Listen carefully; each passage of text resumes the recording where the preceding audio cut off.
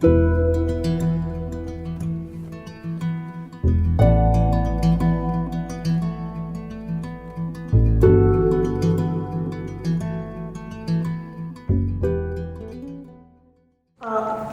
to everyone for inviting me here. Carol, of course, for inviting me, all the different schools and departments that are part of this. I think the long list that you mentioned of the engagements from different parts of the university, I think says a lot about how there's strategic thinking about how we work together. So I think that's very positive from what you're doing here. So that's really good to see. It's great to be back here. I was here for, of course, in Massachusetts overall for my college experience. I have a really good colleague. My colleague Kim Leary from college was here. And then I was at the Belfer Center for 3 years at the Kennedy School. So I have a lot of fond memories of being here in Massachusetts. So it's great to be here. I'm just going to say a few things. I really like to have conversations. I've done a lot of presenting. I'm tired of PowerPoint slides. I'm tired of the talking like that. This is great to have an opportunity just to talk with all of you and to share some of my experiences and to answer questions that come up. One of the first things I wanted to do is talk a little bit about how I got into the field of weapons of mass destruction, because this is a question I always get. So I figured I would answer that. And then if people have other questions about that, because this is not only a talk about the substance, but also a talk about challenges that we experience in going into different types of fields. So I'm happy to talk about things like that as well. And I can say that I got into the field of weapons of mass destruction, which is chemical, biological, nuclear, and radiological weapons issues, completely by mistake. It wasn't a planned thing that I wanted to do. I was born in the Bronx, so I grew up in New York, and I was not even thinking about anything international at the time at all. But I always knew I wanted to work in government. That's the one thing I knew. I don't know where it came from, but that's the one thing I wanted to do. So I started working in New York City government. Then I went up to Albany, where I went to school to learn about state government, and then went down to Washington, D.C., which is where I ultimately wanted to go. I always wanted to work in the federal government. And so while I was there, I arrived through something called the Presidential Management Fellowship Program. If you don't know about that, it's something to look into. It's open to graduate students, and it's what they call a fast track into government, because it allows you to apply for the program. If you get accepted, then you will go directly into a federal government job based on where you interview and where you want to land. So keep that in mind, PMF, by the Office of Personnel Management, if you're interested in government. And so while I was there, I worked at the Pentagon in the legal office, and so that's when I started getting some exposure to international issues. And I was in the international law office, and I went to a meeting one day because I actually was just a little bored. And so I followed my mentor to a meeting, and they were talking about strategic armed weapons and nuclear weapons and putting the nuclear weapons on missiles and how they had to reduce that. And I thought that was the most fascinating thing I'd ever heard. And that's pretty much what set my trajectory into doing the work that I do. I went to work at an organization that does not exist anymore. It's called the Arms Control and Disarmament Agency. It is actually located at the State Department. It was started by President Kennedy when countries were starting to develop nuclear weapons, and he wanted to have an agency that was dedicated to negotiating arms control treaties and treaties to prevent the proliferation of weapons of mass destruction. So that's where I went as a lawyer, and so I worked as the lawyer for ambassadors and U.S. delegations that were negotiating these treaties, and for the implementation bodies of these treaties. So that's how I got into the field, and that pretty much set me in terms of what I did the rest of my life. I worked at after that, I worked at the Ford Foundation, where I was able to do some interesting work of funding organizations, academic institutions, think tanks, to do work on foreign policy. I'll talk a little bit more about that, because that kind of also is where I started doing more work on peace and security issues, not just the hard security stuff like the weapons of mass destruction, but more of the other types of what they used to call, or they would still call, human security issues. Things that are much security of humans versus necessarily the big security things like weapons of mass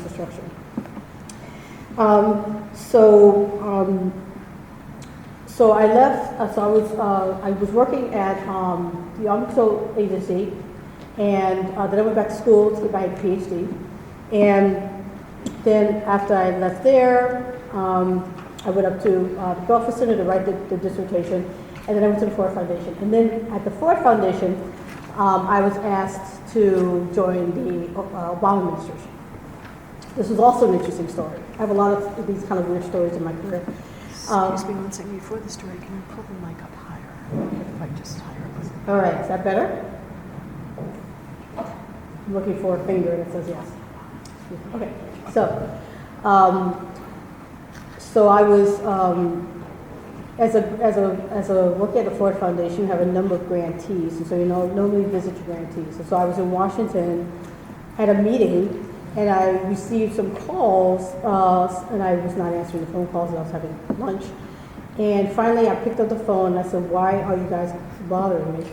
And they said, "You got a call from Secretary," well, she wasn't Secretary at the time, she was Senator Clinton at the time. She had her confirmation hearing, but she wasn't yet confirmed.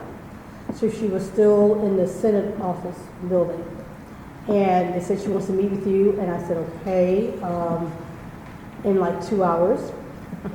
And which is actually a good thing, because if they had said she wants to meet with you tomorrow at 4 o'clock, I would have ran home to study everything I could about American history, because I would not have known why, but I didn't have time to freak out. So I had to run to another meeting, and I went to meet with her in her Senate office. And that was the day the plane had gone down on the Hudson. That's why I always remember that, because it was on TV, and we both had a place in Westchester, so we were talking about that. And so the long and short of it is she asked me to take a position. She actually asked me to take a position as an assistant secretary, and my biggest fear was having to go and do the confirmation. But then 2 days later, I'm lying in bed in Westchester in my place, and I get a call on a Saturday morning at 10 o'clock, and it says, Senator Clinton wants to talk to you. And I'm like, how did you get my phone number? But I figured there are ways to do that, because it was my mobile number. And so she asked me if would I consider being an ambassador for a new position they created. And I said, well, Assistant Secretary, Ambassador, I said, I didn't say this to her, but I said, I like Ambassador, it sounds nicer, I like that. Plus, I wouldn't have to have all the administrative details of being Assistant Secretary, where you have to do all the reviews, and I didn't want to do it. So then I took the position, and I was there for like 8 years, as Carol mentioned.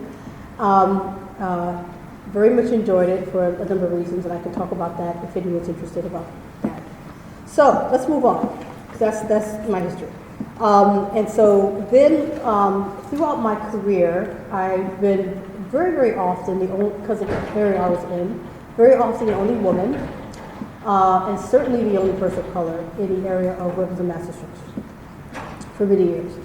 And I started to ask myself, I'm not going to be in this field forever. I'm going to retire one day, and who's going to be there doing some of this work on a professional level? And so I decided that I wanted to do something, just something, to try to generate more interest in some of these hard security fields. And so I decided I wanted to start an organization, but I wanted to do more than the hard security, because one thing I didn't talk about was when I was at the Ford Foundation, I also had a smaller portfolio called conflicts. And in that portfolio, I funded a lot of what they call conflict work, like peacekeeping and child soldiers, and what they used to call blood diamonds and human trafficking. And I was really interested in those type of issues, but they weren't the hard issues. They were what they used to call the other type of security issues. And I was very interested in that. So when I started to think about the organization, I wanted to actually also look at some of these other issues. Because the premise of the organization is that our foreign policies, our national security policies, are not really reflective of different viewpoints and the diversity of America. And I wanted to figure out a way that we can develop more of a pipeline of people of color, particularly women of color, because when you're talking about all these issues of conflict, the women of color bear the brunt of a lot of these issues, regardless of what it is, whether it's climate change, or even chemical weapons used in Syria, or whether it's food and water security, infectious disease. Women of color have more sustained problems. and issues. And yet we're not at the table when we're developing the policies and developing the security issues on these things. And so it continues to be the way that our foreign policy, even more so now, because much more now it's much more of a stick approach to almost everything rather than a carrot approach. So I wanted to do something about that. So I started the organization, and it's at WCAPS.org if you ever want to see what it is. And it's been around for 2 years now, and we do a number of things. We do a number of programs and policies. Am I not talking loud enough? Yeah, still can't hear very well in the back. Please ask her to adjust before next question. Okay. Yeah. Can you see the light into the Okay. Sorry for those of you who weren't hearing anything. I know I talk fast too, so what's happening? Is it better now? No. Should I just hold it? Just hold it. Okay. I'll just hold it. All right. Okay. So the organization does a number of things. We have like mentorship programs, and we do podcasts and webinars. We have an opportunities page. We do a number of programs. We even have something called the Art and Policy of work that we do. So the long and short of it is I really did this because I wanted to see how we can make our foreign, not that my organization is going to change all foreign policy, but I wanted to play a little bit of a role in trying to help ensure that the policies that we make in America are much more reflective of what America is, and that it has diverse voices, not just in terms of gender, but in race, and all the other different ways in which we should be reflecting the makeup of our country.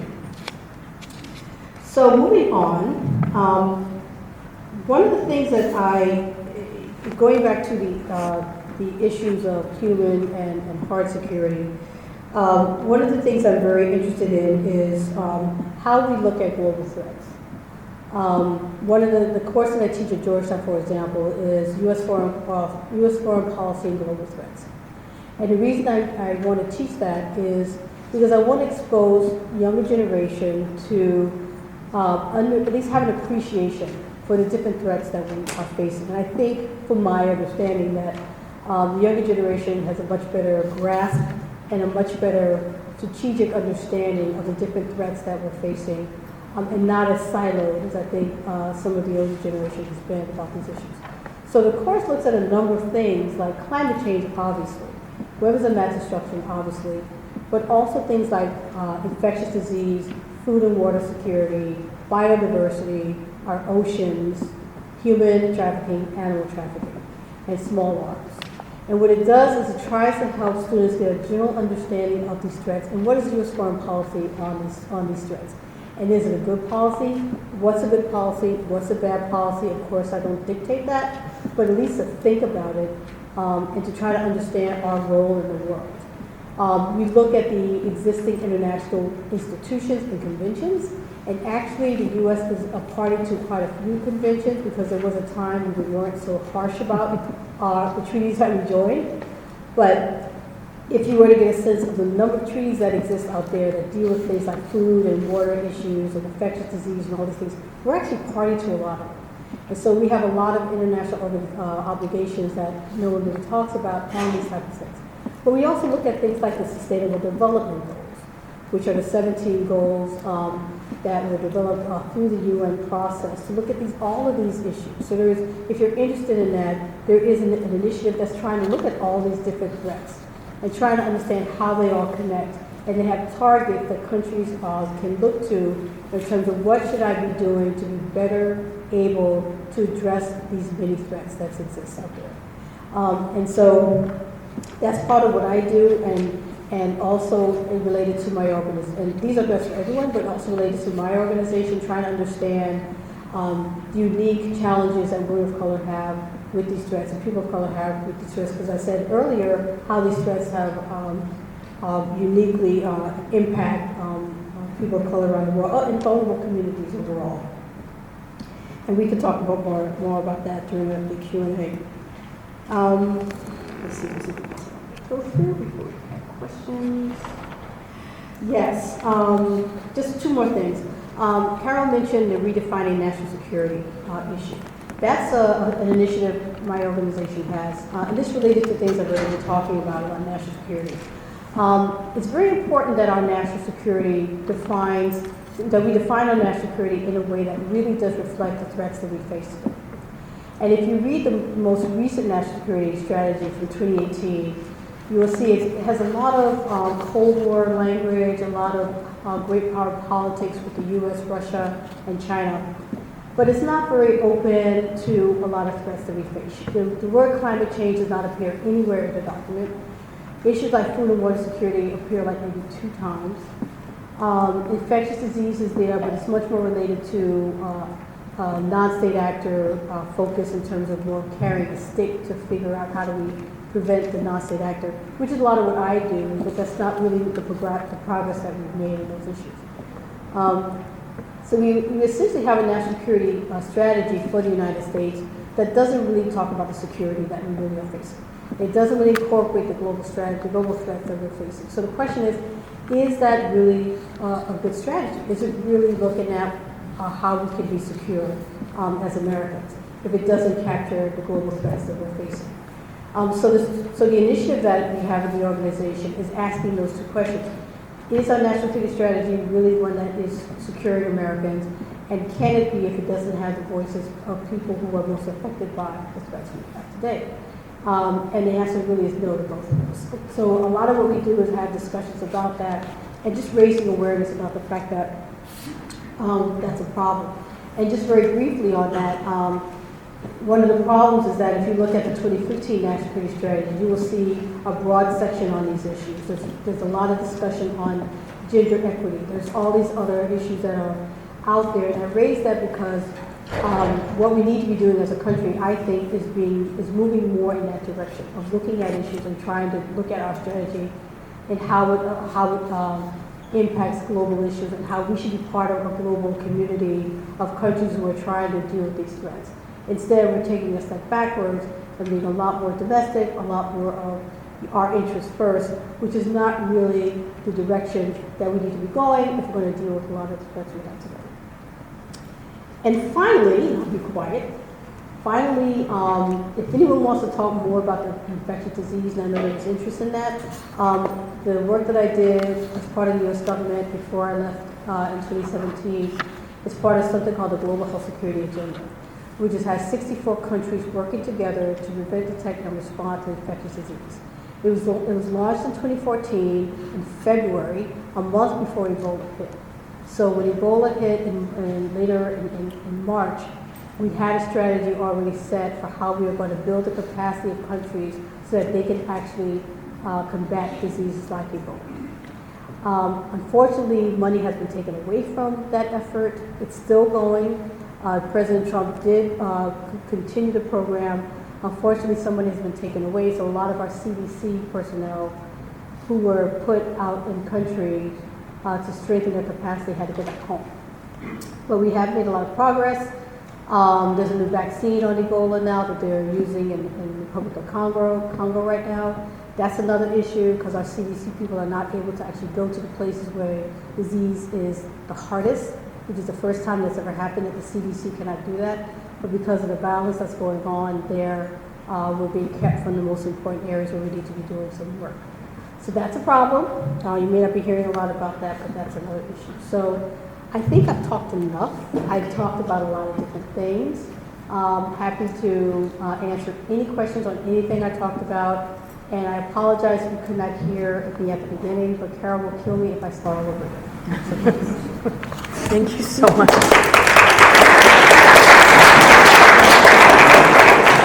Okay, can you hear me? Can you hear me?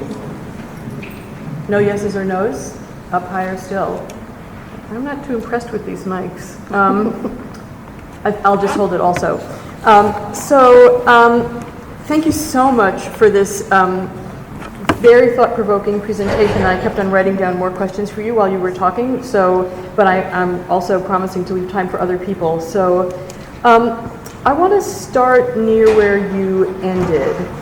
You're describing a tremendous gap between current national security policy, which bears a striking resemblance to older national security policy, and the security threats that we all in the country face today. And you're describing something that is still kind of Cold War oriented, a national security policy that has a focus on military means, a focus still on borders, and conceptualizes national security as though it were this thing that we can do for ourselves, and that all of these global threats that you're talking about aren't integrated into its thinking at all. So it's like a complete antique in relation to the world that we actually live in, which we all know because we're awake and alive and read the newspaper. So it's not rocket science or, okay, so why?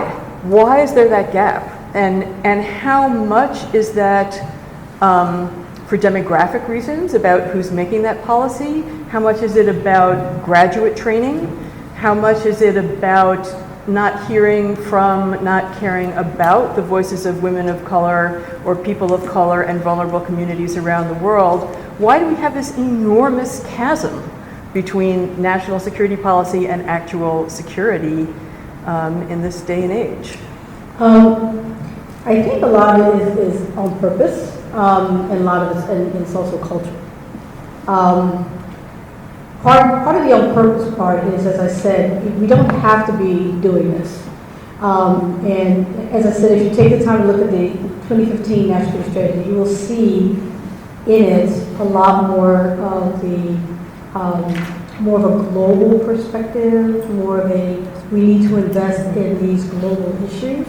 Not that it was not also focused on national security in terms of our needs, because all countries are always going to look at what they need first. That's just the way it is, and there's nothing wrong with that.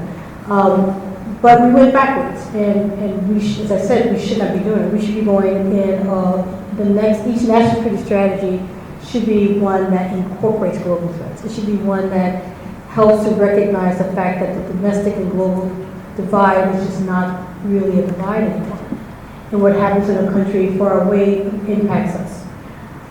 So part of that's deliberate, part of it's monetary. I'm sure there's monetary reasons why it is the way it is. And part of it's culture. Part of it's the fact that we view ourselves as the hegemon, and so we view ourselves as a country that can do what it wants to do, particularly now. And so you cater to those voices rather than cater to the voice that says we can exist. We have to, as a strong country. That doesn't mean that we can't respect the rights of other countries, or that we can't take into consideration as we make decisions that the fact that we are a global actor now, and that we have a responsibility as the United States to take into account what's happening around the globe. And so when we don't do that, and others are, for example, we're talking about the SDGs. The U.S. has its own SDG, which we were talking about earlier. I didn't even know we had. So the Sustainable Development Goals are 17 Sustainable Development Goals. We have 7. We don't have gender equity. That's not one of them. We don't mention climate change, and that's explicitly mentioned in the SDGs, the UN SDGs. So that part is deliberate. We're deliberately saying we want to do it under our own viewpoint, under our own way of doing things, which is not in the direction we need to go. And it's not going to help any of us, because it's not ignoring the fact that these are not problems that we can say, oh, it's not going to affect us, because it does. So we're hurting ourselves. So just pushing a little further on that, deliberate for what reason, by whom? Delivered by the administration. For whom? For the ones who make decisions for monetary reasons. I am not an expert on this, but I think a lot of the reasons why we make decisions about the environment are because of monetary reasons, the companies that want to do what they want to do. And rather than having all of the regulations and things we had before, to regulate companies that don't want to take into account the environment, we got rid of all the regulations, so everybody can do what they want to do. That's my thing. Got it. A somewhat different kind of question. You were talking before about existing international institutions and conventions, and we would talk about something like the UN Sustainable Development Goals, but a lot of other things that the U.S. has signed on to, that we have obligations and responsibilities under. I think it's easy to take a pretty cynical view of the US or anybody else's signing on to these things, because then the question is, how seriously do you take them once you sign on to them? And are there any enforcement mechanisms that actually would lead you to live up to those responsibilities you have under it?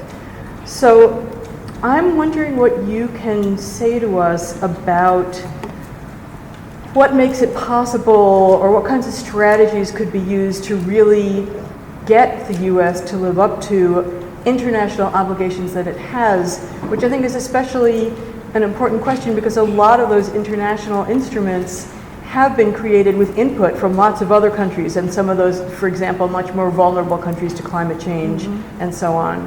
So, or infectious disease. And so what would you say to us about how not to have, sort of a cynical response to these international institutions and conventions, but to actually be able to use them, to mobilize them in powerful ways? Well, the first thing to think about is there is no international policeman out there. So states engage in and sign and ratify treaties based on the fact that they decide they want to do it.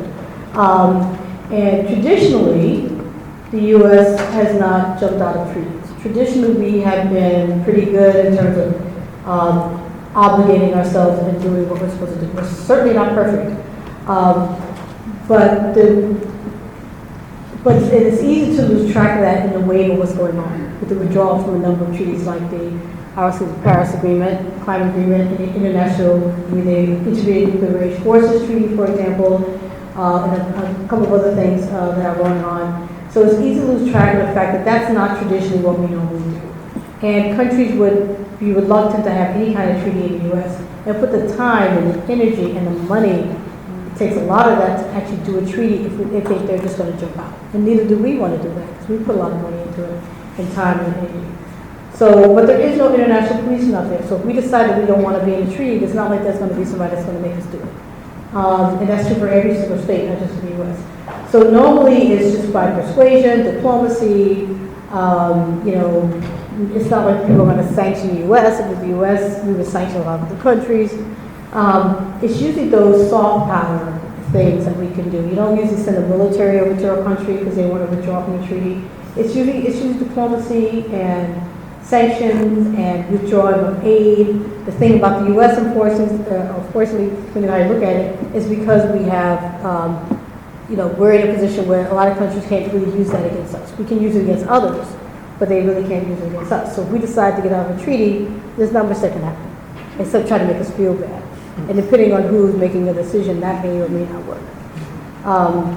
But there is still a value in having these obligations, and there's a value to the fact that other countries still see a value in it, and the fact that we may not see the value is a loss for us. Okay, switching gears. You talked about often being the only woman in the room or the only person of color in the room, and I want to ask you some things about what that's like, both at the level of what kinds of personal challenges do you experience in that, and we all have self-doubts, how that works with that. And a second part of that question is, do you ever, do you now feel more pressure as the only woman or the only person of color in the room to not say things that would mark you as having the interests of a woman or a person of color, but in fact to sort of be, more white male than the white males? I would think, I tell people, just when you're in a situation long enough, you start to get used to it, and it starts to bother you less, and you start to care less. So I think that when I started, there were two things that were challenging. One was being the other person. You get the imposter syndrome, which is maybe I shouldn't be here. And I hear that from a lot of people, women, and also young people, about, you look around and you're constantly asking yourself, why are you there? Should I be there? Am I good enough? And you forget the fact that, well, if you are there, you're probably good enough. And if you're the only one there, you probably work twice as hard as everyone else who's there to be there. And so, but you lose track of that because you're looking at yourself and you're the only one.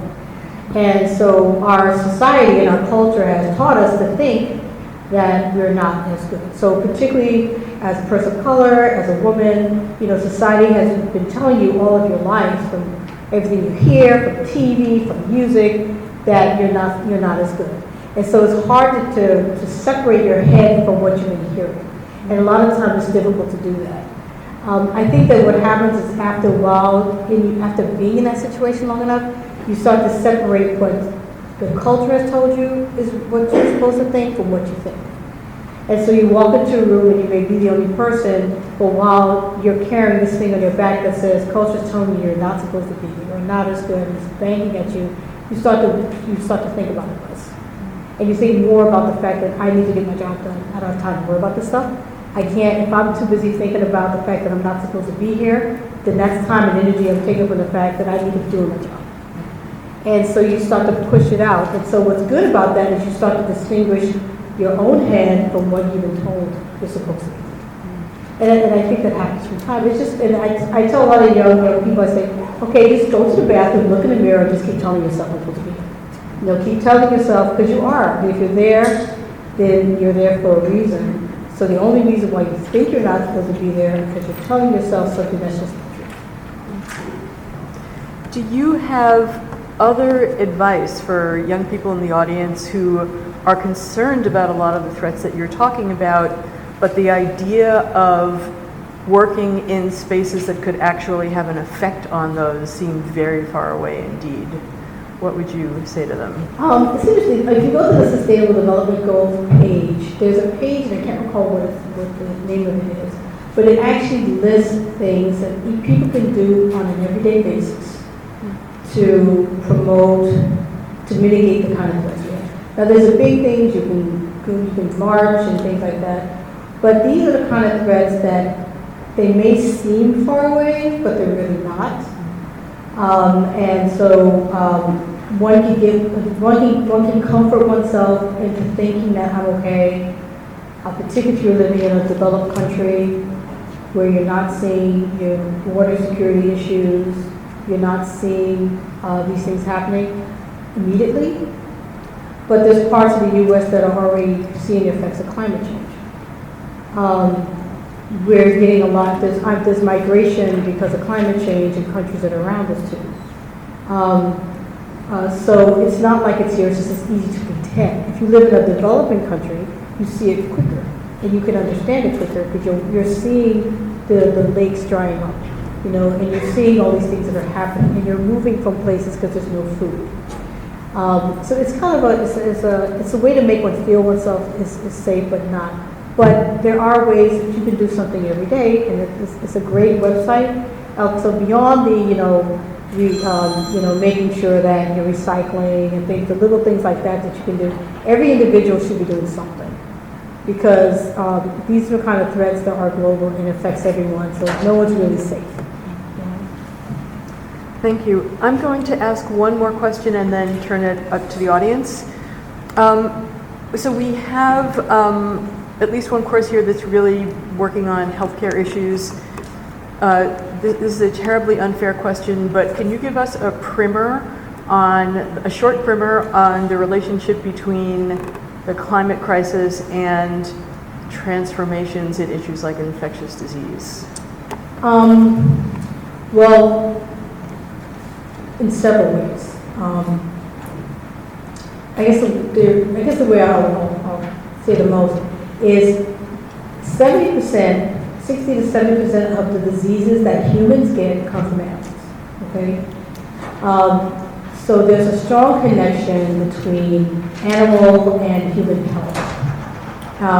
And so there's something called One Health, which is looking at how animal health, human health, and food issues all work together. Because we eat the animals, and if the animals are sick, we get sick. We eat food, and if the food is bad, we get sick. And so they call it One Health. So when you see things like Zika, for example, which was insects, you know, if you have a lot more heat because of climate change, you'll have a lot more instances of insects.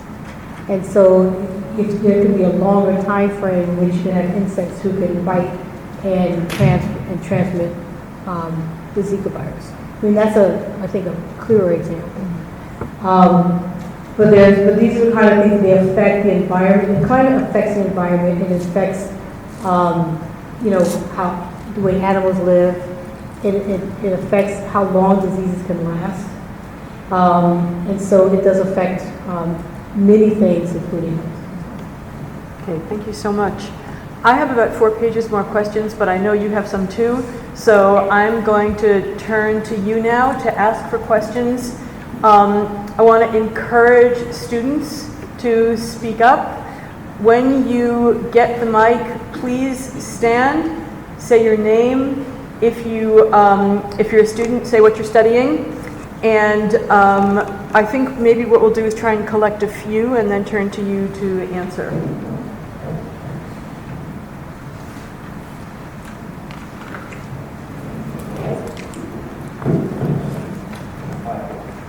My name is Jonathan. Is that turned on? Or it may have to be right up at your mouth. You guys hear me though? Yeah. So my name is Jonathan. I study philosophy for public policy. And I'm in a class that's called International Ethics. I believe earlier you were saying that you work as part of the international report. International workforce, you're working internationally with other countries. Test? Yeah. You're working internationally with other nations and people within those nations. Mm-hmm. So within international ethics, we talk a lot about whether ethics and morality should be considered when talking about the international scale. How do you feel? Do you feel as if we should be thinking about ethics and morality on the international scale, or is it a waste of time? I could never say it's a waste of time. Excuse me? No, I could never say it's a waste of time because it's very important. But did you want to? Yeah, should we just grab 1 or 2 more and then? Yeah, you can- I'll answer your question. Thank you. Wait, I have more though. Okay. Next round.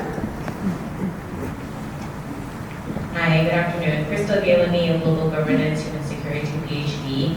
I am interested to hear more about how you attach an intersectional lens to the work that you bring to your organization, and also sort of like the work that you do around security, which is often not intersectional. Thanks.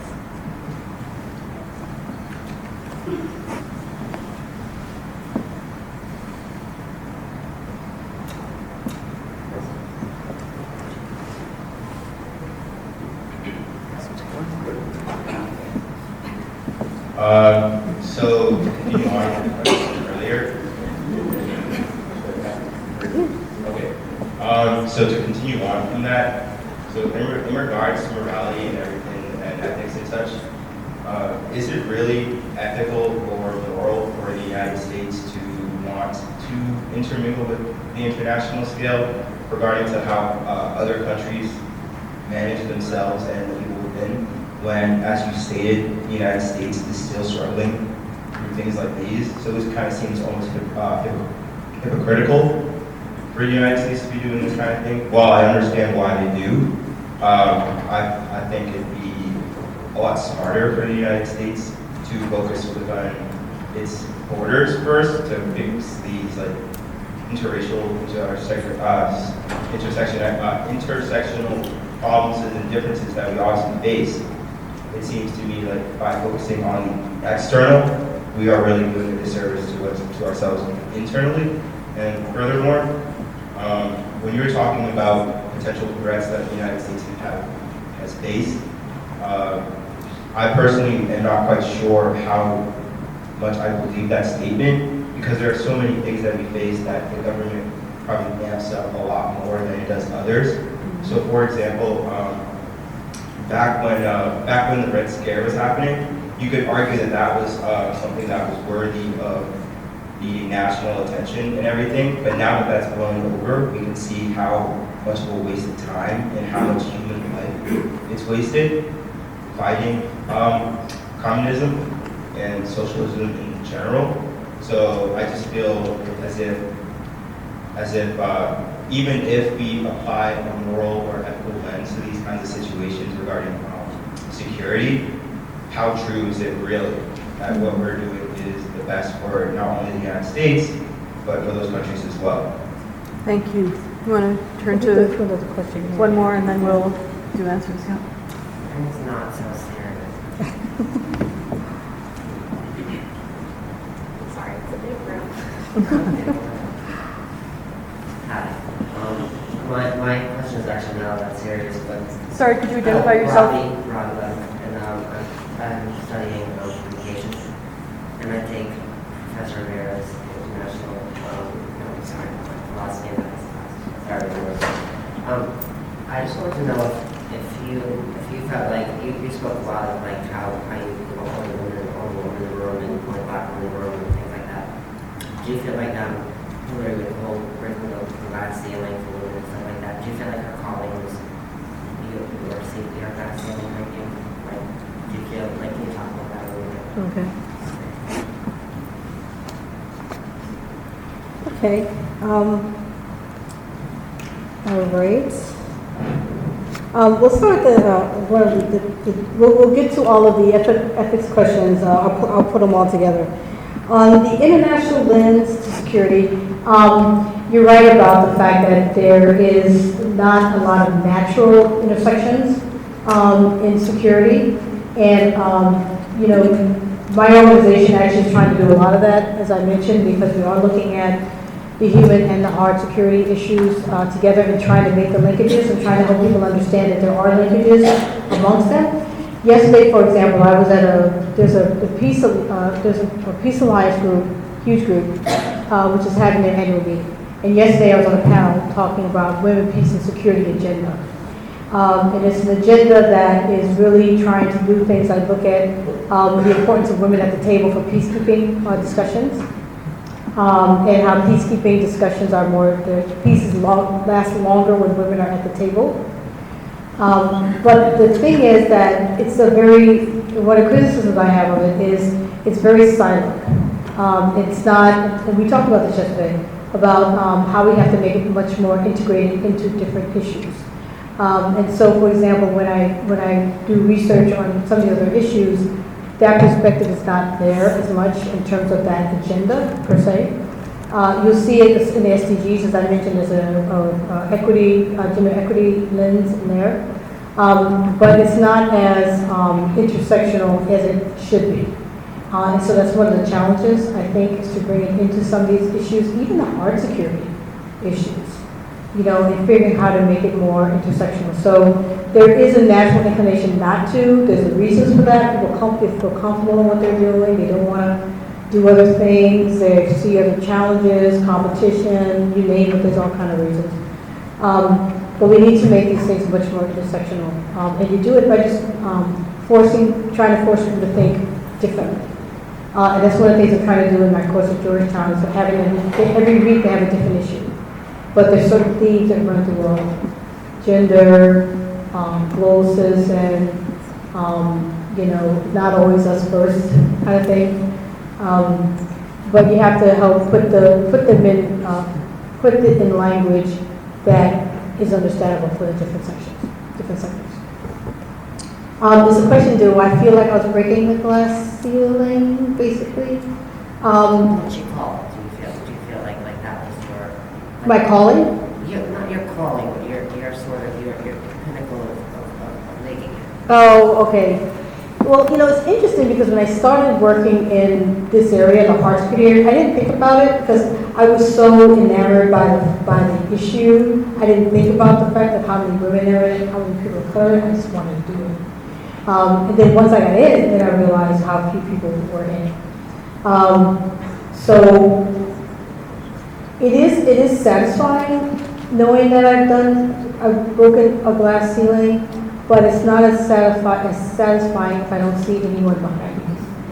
Because then the glass ceiling is, you can't put glass back together again, but it's a nice feeling, but it's got to continue. It's got to stay open.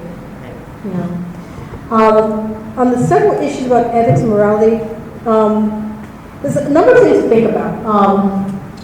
One is that there has been a lot of good that's been done with the U.S. role in the world. We have provided a lot of international aid and continue to do that for development issues.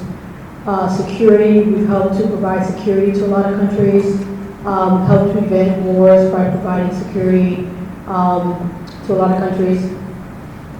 There's been a lot of good things that we've done in terms of international organizations, helping to establish them, funding them, providing the most funding for most countries. So there's a lot of, not so much intervention in that respect, but a lot of good that can be done, and a lot of good that has been done. And I think the responsibility now is that we continue to do that, and that we don't do harm. And I think a lot of the concern now is that our harm is not in so much intervention as much as lack of wanting to be a leader, and lack of wanting to play a role. And so, as the country that's contributed the most to climate change, right, we should be playing an active role in how we try to mitigate and help to, not that you can fix climate change, but do things to try to make the situation better. That's what we should be doing, and that's the role that we should be having in quote-unquote intervention, in addition to some of the more positive things that we have done. Morality and ethics is important in everything that we're doing, and taking those things into consideration in what we do and how we approach countries, and how we conduct ourselves in other countries. I mean, I think that there's a question now about how much that's happening. And you know, it's interesting. It's an interesting time right now in terms of what we're dealing with. I mean, having lived through several exchanges of Republican, Democrat, you know, whether you like the person who's in the office or not, and people have done some crazy things, but there are certain things that were normally done. You know, you don't normally jump out of trees just because you have a new president. You don't normally badmouth prior president the way you have. And this is Republican and Democrat. Not that anyone's been that perfect. It's just an interesting time. You know, I don't really know how to really explain it. We're just doing a lot of things that have not been really done before, taking positions we haven't really taken before. And so it's putting a lot of things in question, and a lot of questions about what is the U.S. today? Is this real? Is that you now, or is it just a temporary thing? And you know, I think some of us are, you know, some people just don't know. Is this the way the U.S. is at this point? So that's kind of out there, but you know, certainly morality, certainly ethics should be taken into account, and how we do things. It should be taken into account how we do intervene. Sometimes, I mean, we intervene theoretically in the Ebola crisis, but by sending our troops there, we help to give the people in West Africa what they needed that weren't being given at the time. So it's how you use the intervention. That's really the question. And we have an opportunity to be good world citizens. And it doesn't always mean being in the front. You can be a leader by being behind.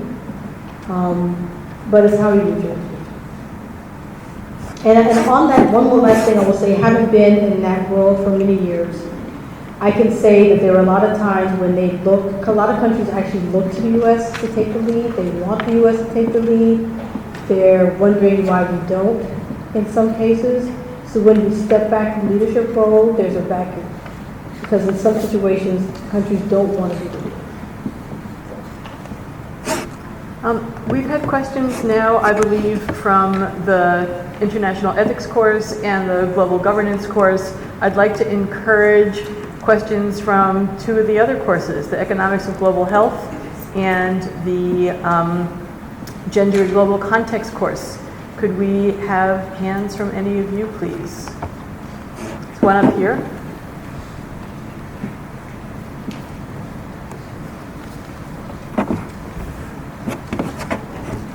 I'm actually not in either course. I'm in none of the courses, actually. You're allowed to speak anyway. I was hoping that was the case. Anyways, my name is Jenkins. I actually work for the State Department of Agricultural Resources. I had two questions, one hard, one soft. I'll give one now, and I'll let you choose which one. Oh, all right, I said, I have two questions, one hard, one Excuse me one soft. sec. Everybody has to hold the mic like as though you were about to take a bite out of it, okay? Unfortunately. All right, Thank you, that's it. Go ahead now, your questions. both of them. Yeah, tell us both. Oh, okay, awesome. So my first question is a hard security matter. So in recent years, I know specifically in the US and also in China, there have been language put forth saying that outer space will be a likely place of conflict and that both nations are considering preparations for that conflict. And I wanted to know your thoughts on what that conflict might look like and what it means for us. My second question is a soft security matter. So you said that water resource security is something that was not identified as a major priority for the United States. So I wanted to know where we are as a country right now on that issue, on the federal level anyways. Thank you. On the space issue, I don't know how real that is. I think it's going to take a few years before we're able to have fights in space. I remember back in the day, that's what they call the anti-ballistic missile something. The AV, no, not the AV. There was what was it during Reagan years, where there was SDI, Strategic Defense Initiative. And it was a whole idea about having all these different layers in space and all these things that were going to happen, and it never happened. Mainly because of money, technology, it was going to take a long time to do. So yeah, I mean, eventually maybe there will be potentially fights in space. Hopefully we can have a treaty that will prevent that from happening. There is a treaty about something called the Outer Space Treaty that's out there. I think it was negotiated in the 60s, where it says that you cannot put nuclear weapons in space. So it would have to be something else. I don't know how real it is. I mean, and if it is real, it's not going to be real anytime soon. I mean, I don't see how we could actually, it will take a while, and it takes a lot of money. We have a lot of other competing things going on right now. As far as water, I'm not really, I don't really know a ton of that. I will say, I think it's mentioned once. I think it's maybe one time in the national strategy. It's that I'm trying to recall how many times food and water were mentioned each. But you know, if the way that we're treating our water in terms of putting things, allowing companies to put things in water in the U.S. Today is an indication. If the way we are treating the situation in Detroit is a situation, it doesn't look good in terms of the way in which we are looking at water security issues. Put it this way, I don't think it's definitely not a priority. I think private sector interests are more important for this administration than water and preservation. We should be doing a heck of a lot more with our oceans and plastic in the oceans. It's not a priority. And if it was a priority, we'd see more being done. Bonnie, do you mind if I piggyback on that answer? Yes, please. Just in terms of the outer space warfare, there's a long history in the U.S. of looking at future hypothetical threats that, number one, are technologically sweet, as they say, would require tremendous amounts of time, money, scientific and technological work, which a lot of people would benefit from who are behind those. They're also, because they are hypothetical and future, they are in fact threats that are amenable to diplomacy, negotiation, treaties, and so on to avoid. And at the same time, we have absolutely current real threats, right? You know, whether it's anything from the climate crisis to people drinking water that has lead in it, to the huge amount of poverty that we have in the country, to the spread of infectious disease. And again, you know, look at Eastern equine encephalitis in Massachusetts now, right? This is about how much longer do we have mosquitoes and the spread of these things further north and so on. So you have on the one side hypothetical kind of sexy technological things that seem to tempt some people into spending a lot of money on, when the things that are affecting real now, human security every day, get ignored when it comes to, or lose out when it comes to how much money you spend on either one of these. And I think we need to think long and hard about which of these threats are the most immediate, which of them are amenable to treaties and which ones aren't and require other kinds of actions.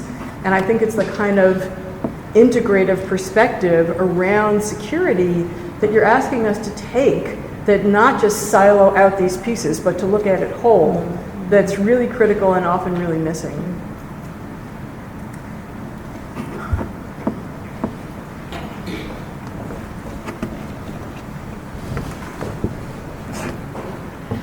I am Amani Elga from the Department of Women, Gender and Sexuality Studies here.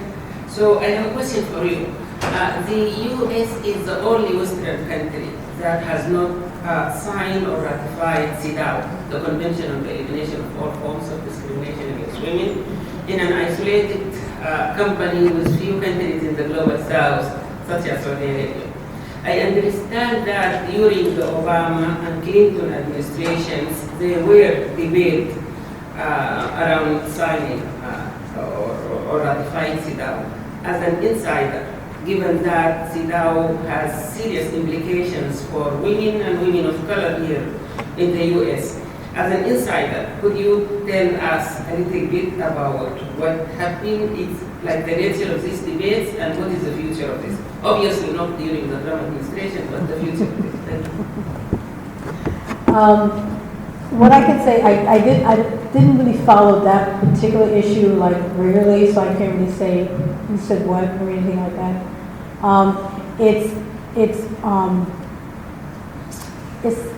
It's hard to understand why we have not yet ratified that. It's interesting because we have taken steps to develop to agree to develop a national action plan for peace, security, women, peace, and security.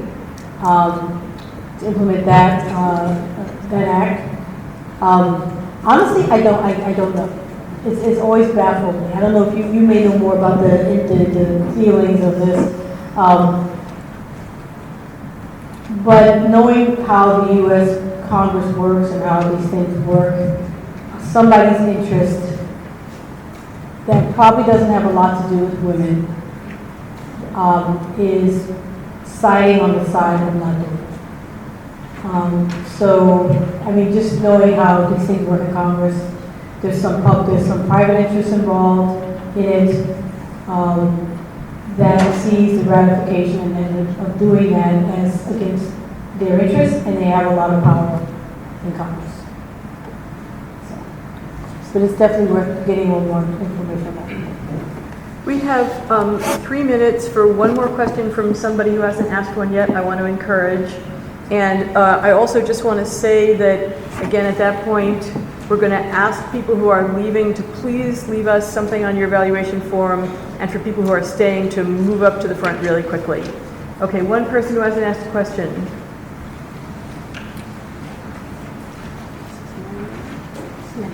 Yeah.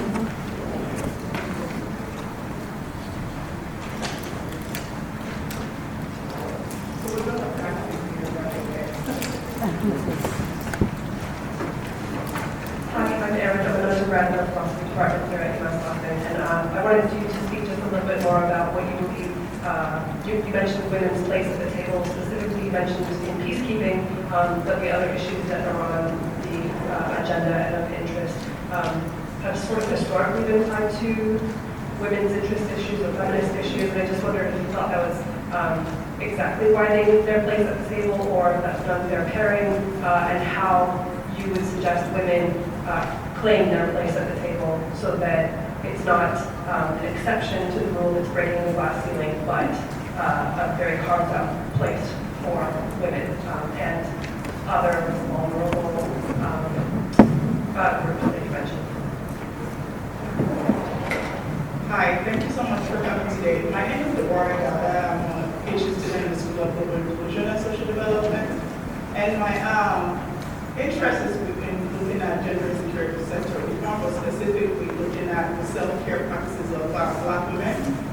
West and the self-care practice of African women in West Africa. So based on your experiences working in security sector reform and working with different organizations, what kind of self-care practices did you, I guess, employ, and how did you stay grounded while working in very interesting situations? Well, I can't say that I know much about the self-care practices per se, but on the issue of staying grounded, having a support system has always been really important. And no matter what situation you're in, to find a support system to help you stay grounded. I was at a university early last week, and the university only had like 3 women of color in 3 different departments, and they were all at the lunch with me. And I said to them, you now have your support system. The 3 of you are your support system. And that keeps me grounded no matter what situation it is. So long as I have a support system, of course having your family and things like that, but knowing that you have people who will support you and who you can reach out to is really important. As far as how to get to the table,